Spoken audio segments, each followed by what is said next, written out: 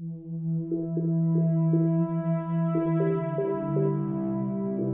know, a lot of people assume that reverse mortgages are only for folks in a desperate situation or that they're hard to qualify for, and it's simply not true. Hi, I'm Ken Pitts. I'm a mortgage advisor and author of Kinetic Wealth, and I'm here in the last part of my series, Reverse Mortgage Myths Busted, to talk to you about a reverse mortgage and how you can qualify. In this video, I'm going to break down exactly who qualifies for a reverse mortgage and why more people should be considering a reverse mortgage as part of their retirement plan. And if you want more information on how the reverse mortgage works, take a look at my book, Kinetic Wealth. So let's talk about the basic eligibility requirements of a reverse mortgage. So there are two types of reverse mortgages out there. There's a private equity reverse mortgage, and then there's FHA-backed HECM, home equity conversion mortgage. For the private sector, you can be as young as 55 years old. You have to have significant equity in your property. In a privately held reverse mortgage, you're probably going to get somewhere between 40 and 45% of the value of the home.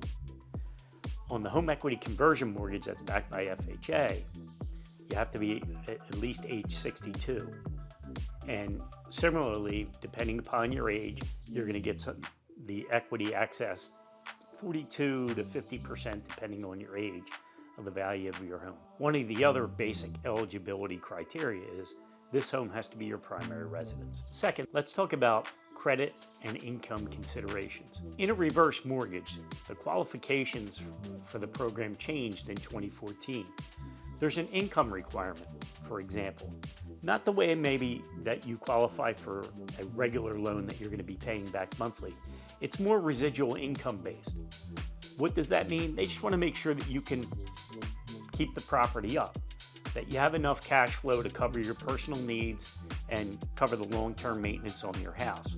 So it's not as stringent as the debt ratios that we would calculate on a purchase or refinance mortgage. There's a lot more leniency in that, but there is still an income qualification requirement calculation that we do.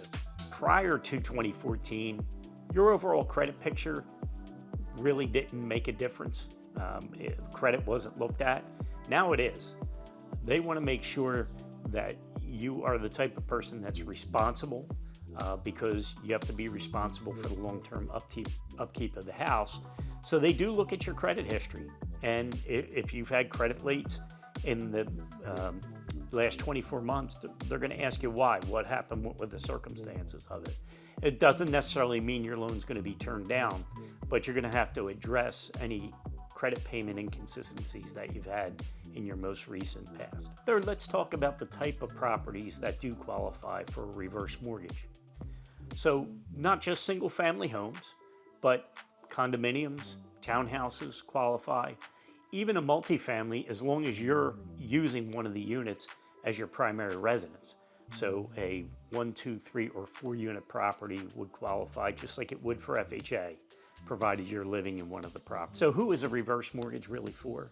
It's for anyone who owns their home, has equity in their home, and they want to utilize that equity to assist them during retirement. For more information on reverse mortgages, be sure to check out my book, Kinetic Wealth, for all details on how to qualify for the loan and how to utilize the loan during retirement. And if you have any questions on reverse mortgages, please feel free to reach out and contact me. I would be glad to help. Thanks so much for watching this video, and I look forward to seeing you in our next video.